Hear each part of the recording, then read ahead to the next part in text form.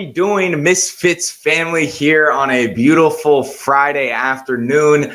I'm your host, Jude Reynolds-O'Connor, and alongside me, Eric Lambkins, otherwise known as Mr. E. Lamb himself. He's in the building today, and we're back here for another USC Pregame Show. It's week 4. We're already a quarter way through this season. It doesn't feel real that we're already 4 weeks into the college football season, but Big Ten conference play got started last week. USC was able to get their first conference win, 33-17.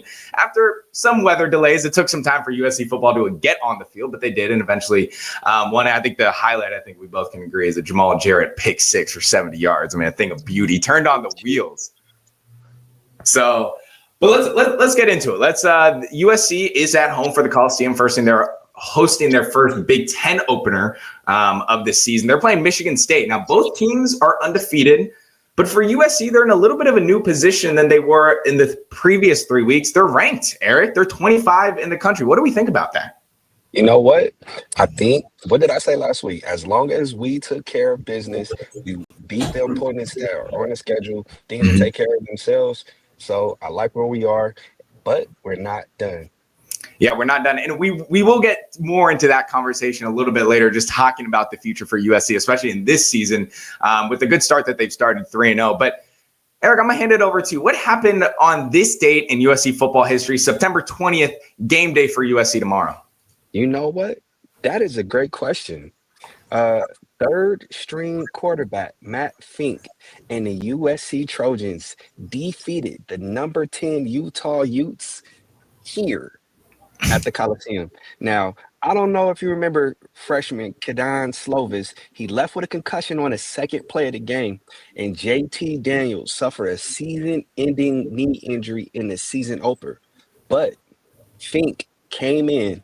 He had 351 passing yards, threw 3 tubs. He threw 1 pick. He gave 1 gimme. But he ended the game 21 for 30. Michael Pittman, 10 receptions, 232 yards. He was out there looking like me. 1 touchdown, that his longest catch of the day for 77 yards. So that's this day in USC history. Yeah, we've had a few good moments. That was certainly a third string quarterback. You don't really expect to play that much, and then you come in and throw 351. I think we got to see the tape first, Eric, before we can be smart, talking smack to an NFL player. But we can bring it up on the show eventually. We can see the high school Eric. But moving forward on this show here, we got to talk about this Michigan State Spartans team. Who are they? Who is this team that USC is hosting? I will add a late kickoff, an 8 p.m. kickoff tomorrow night for USC versus Michigan State. We can have a conversation a little later about that one, but I already mentioned it. Michigan State is undefeated heading into this game, but similar to USC, they've kind of played a cupcake schedule. They beat Western Michigan week 1, they beat Boston College week 2, and they just beat Youngstown College in week 3, which is an FCS school. But it's not like they're a bad team. I mean, this is now the second season that they've started 3-0 under head coach Jonathan Smith, who USC fans might be familiar with. He was the former Oregon State coach from 2018 to 2023, only faced USC 3 times in those years. He went 1-2. The win came, a couple years ago before he departed for Michigan State. But I do want to talk about this team overall and who the opponent is when you get down to the roster itself.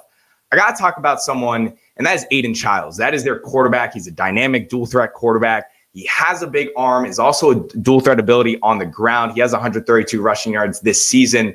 And this is someone that if USC can't pressure him, he is going to make them pay. He has a deep arm and a clean pocket. He's going to sling it down the field. And the guy to watch on that side is Nick Marsh. He is their receiver. He's physical at the point of contact. He has great route running ability. And really, he's going to make you pay if you really try to go up soft. So I think those are 2 players offensively that you really want to look at in this Michigan State team. But it's not all sunshine and rainbows for a 3-0 Michigan State team. I mean, they're a very bipolar defense. They rank really high when it comes to stopping the run game. But on the passing side, their secondary could be Swiss cheese at sometimes. And we got guys like Jacoby Lane, Mekhi Lemon, who have already proved themselves in the first 3 weeks, and they're looking to add more to that resume, and certainly they could do it against a team that's pass defense is not as strong in Michigan State, including the fact that also Michigan State on the offensive side have given up 8 sacks, which is 17th in the Big Ten, or I should say 2nd in the Big Ten. So when you look at the 3-0 schedule and you get down to the nitty-gritty, Eric, it's a team that is still a lot in work in progress. Even when they started 3-0 last year, they dropped 7 of their next 9 games. So it's not like this is a team that had the success sustained throughout the season. But I do think it's a team that certainly could pull something off against USC. Just some injury news. Nick Marsh, who I talked about, he is probably going to play this game. He suffered a leg injury last week, as well as Mekhi Frazier, who's their leading running back for Michigan State. Both dudes are very impactful for this team. But let's move forward. And I want to talk about, since we talked about USC football, we talked about them being ranked top 25. What does the future hold, right? Are the college football playoffs in USC's future? And I know it's a hot topic. It's almost like it's one of those buzzwords that you like to pull with USC. But when you look at the schedule, and it's going to get tougher for USC. I mean, they play Michigan State this week, like I said, an 8 p.m. kickoff. But then from September 27th to pretty much November 1st, every team on the schedule for USC is ranked. What is the, our college football playoffs in the future? You know what? I don't think this is the year that USC gets to the CFP. Just looking at the schedule, Illinois, they're more than likely going to lose that game. They're playing at Illinois. Then you have Michigan coming here. We have absolutely no idea what defense is going to show up. Mm-hmm. Now, the Notre Dame game, I have them going to South Bend and beating Notre Dame. Yep. Now, you also have Nebraska, Northwestern. That's a little cupcake. But that Iowa game, that defense is exceptional. And I think that they can lay some traps that Lincoln Riley and Jaden Maiava might fall into. So that can go either way. And then I think Oregon is going to blow USC out the water. So I think there will be 4 losses, which will put the Trojans outside of contention. But next year is the year that we make the CFP. Yeah, I think also when you just talk about the recruiting class that they're getting next year, obviously it helps a lot. I think it's interesting because in you're covering USC, you kind of take a pessimistic view a little bit of the team, and you're always kind of looking at what can they not do, right? Like what can they not do? But I have to say, and I know it's very much USC hasn't proven me they haven't proven the world, and they haven't proven to me that they can really stay with the best of the best when we talk about the college football teams like in Ohio State or anyone else. But I will say, I do think USC is going to pull off the upset against Illinois. I know that's a week ahead, and I'm already giving my prediction. I don't think Illinois is that great of a team. I know they're top 10 in the country, but they've also had a similar cupcake schedule. Like, it's not like they have that number 9 rank for beating a top 5 team, beating a top 15 team yet. I think I agree with your point. Is college football playoffs in the future? It's tough for me to say right now. I don't think it is. I think what we've seen from Lincoln Riley in the past, I don't think it is. I said I don't think it is. I think in the past, you sound like me. Exactly. What we've seen in the past from Lincoln Riley is, look, I think I agree with you. Notre Dame, we've seen what they do. Their quarterback, he's still a young guy. He's a redshirt sophomore. I'm a little concerned about those games. Like you mentioned, Iowa. We've seen a Lincoln Riley last year. You dropped it to Maryland and Minnesota. Those are games you got to win, and somehow USC still plays down to their opponent. And this could almost be one of those games. This could be a trap game versus Michigan State where USC is favored by, pretty much 2.5 touchdowns, and they still lose it, right? Like there's still that possibility with a Lincoln Riley-led team. But I do think what we've seen overall, this seems more of the offense that Lincoln Riley has wanted. It clearly wasn't the case with Miller Moss last year. Miller Moss just couldn't operate the style that Riley wanted offensively. And I think the defense really on a year-to-year basis has improved. Like I think we're starting to see the defensive line, the trenches. I mean, USC had 5 sacks last week. Like they weren't getting that type of pressure last year. And I mean, don't even get us started on the Alex Grinch. That was Swiss cheese, whatever you want to call it on defense. Alex Grinch should have been out the building after game 5, but that's beyond the point. So I think I agree in the point that they are not in the college football playoffs this year. But I will say, I do think they will be in the conversation by the end of this year. I do think they will be in the conversation. I really only see 2 losses on the schedule for USC. I'm not going to lie. I think they're going to lose to Oregon. And I think out of the games between Illinois, Michigan, Notre Dame, and Nebraska, realistically, I hate to be the homer because I'm still a senior at USC, but I legitimately think they lose just one of those. Like, we don't know what Bryce Underwood is, right? We don't know what Bryce Underwood is on the road, especially traveling to California. So I want to be a little optimistic with this USC team. I think they could be in the conversation. Do I think they're going to be in it? I think we got to pull back, but I do think they will be in the conversation. All right. Well, that's why they get to line it up. We get to see. Yep. You have 2 losses on the schedule. I have 4. So let's half it and just call it 3. And maybe. Maybe. And I will say, with the new structure, it helps, right? Like, it's not like USC has to win out. Like, it's not like they got to go undefeated. You have 1-2 losses. And if your loss is to number 6 Oregon, I don't think anyone's going to, shame you that bad if you're losing to a top 10 team in the country. Well, I don't think it's losing to Oregon. I just think of where it is in the season, at the tail end of the season. So they'll probably be able to ill afford to get, another loss. So we'll see. Yeah, we will see. But what we do want to see are the players to watch tomorrow. So I'll start with myself. And I have 2 players, and I already mentioned this guy. I think Nick Marsh, the sophomore from Michigan State, first of all, I think he has the ability to play on Sundays in the future. I mean, what I've seen from him in his first 2 years at Michigan State, he has great jump ball ability. He's aggressive at the point of catch, and he's a physical receiver. Like, he's not afraid from contact. I mean, I was watching a clip from the Boston College, and he dragged the defender 5 yards into the end zone. Like, he dragged him 5 yards into the end zone, prime Marshawn Lynch style. So this is certainly a guy that if you're USC, and I know they have some injuries on the secondary with Chason Johnson probably out this week, they got to be a little careful. Don't play with your food, and especially a guy like Nick Marsh who's trying to put himself on the radar, and especially a good team like USC, he's going to do that. You know what? I'll see your Nick Marsh, and I'll raise you 1 DeCarlos Robinson.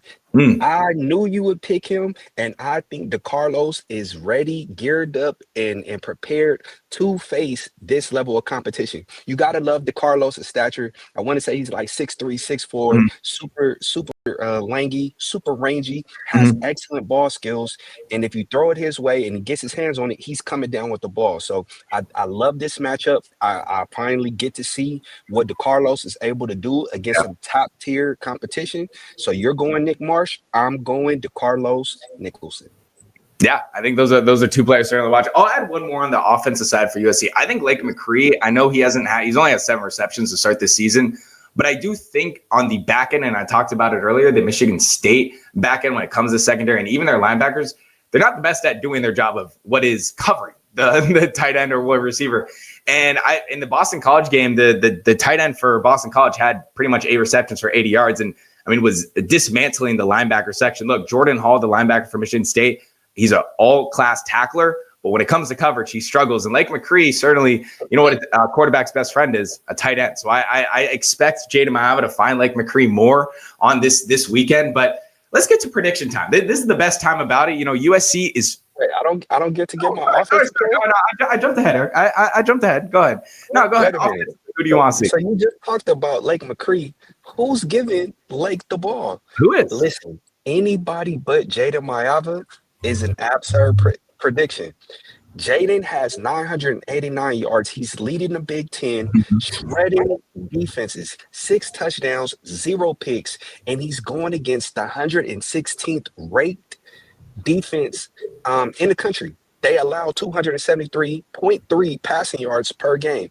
This game has Jaden Mayava written all over it. Lake McCree is going to go off. I'll give him about 85 yards. I wouldn't be surprised if he got 2 touchdowns, but either Makai or Jacoby are going to go ham.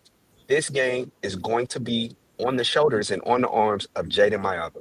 Is it crazy to say that Jaden could be sneaking in? I don't want to say it. Could he be sneaking into Heisman conversation? I'll say it. I think this game right here is going to, and I'm going to have to text one of the, you already know which professor I'm talking about. I'm going to have to text him and tell him, hey, we got to get Jaden some hype. Yeah. No, certainly he's brought the hype so far. He's looked good. Obviously the competition hasn't been great, but for what for the cards that he's been dealt, he's been looking pretty good. And it helps that, when you got 2 guys on the outside that are also probably going to be playing on Sundays in, less than 2 years, it definitely helps. But Jaden has looked good. But let's get to predictions. USC is favored by 18.5 points. They were favored by 20.5 last weekend. Now, if you're a betting person, they didn't cover, but they still won the game. Eric, what you got this week? You know what?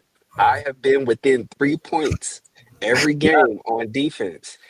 USC is going to surrender 24 points. Offensively, Layman, Makai, Jacoby, Blake, Jaden Mayava, and the Trojans score 45 points. 45-24, fight on. I like that. I'm honestly going to stay in the 20s. I'm going to say Michigan State. It's crazy to say. I know I said 21 for Purdue last week. I'm going to stick with 21 for Michigan State as well. I think this is a team that actually, I'm going to forget that. I think Michigan State scores 28, actually. I think this Michigan State team, look, their offensive line is not great, but like I talked about Nick Marsh, this is a team that can put up points. We've seen them. They can put up points. USC's back end, do I have the full belief in them yet? I think Bishop Fitzgerald has been great. Kamari Ramsey. But those other corners can be susceptible. So I